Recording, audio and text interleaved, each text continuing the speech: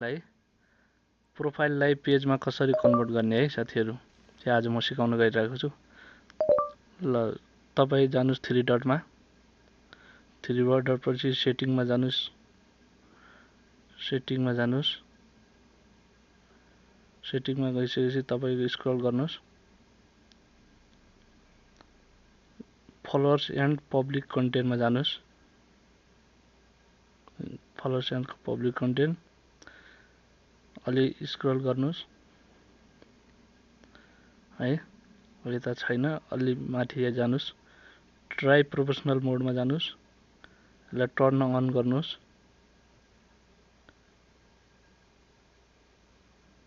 यसलाई अन गरिसकेपछि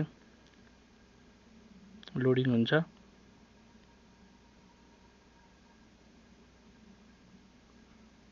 नेक्स्ट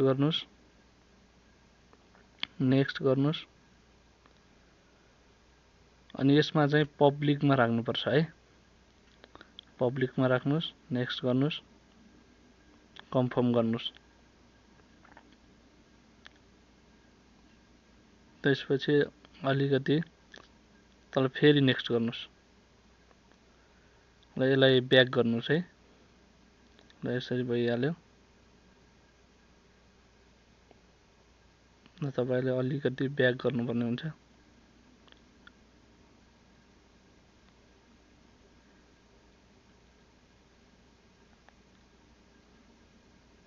यसलाई ब्याक गरिसकेपछि नेक्स्ट गर्नुस्। तपाईहरुलाई यस्तो किसिमको भिडियोहरु बनाउनुस्, यताउति बनाउनुस् भनेर उदेरिरहेको हुन्छ।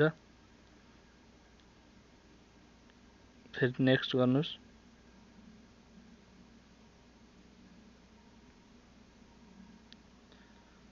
अब तपाईले फेरि पनि नेक्स्ट गर्नुस्,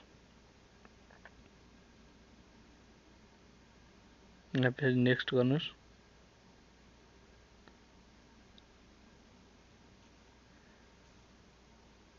अब तपाईको गो ब्याक प्रोफेसनल ड्याशबोर्ड क्लिक गरिसकेपछि अब यिनीहरु चाहिँ विकली च्यालेन्जहरु आउँछ। ल है त साथीहरु, ल हेर्नुस्, मेरो चाहिँ बन्यो है, यसरी हुन्छ।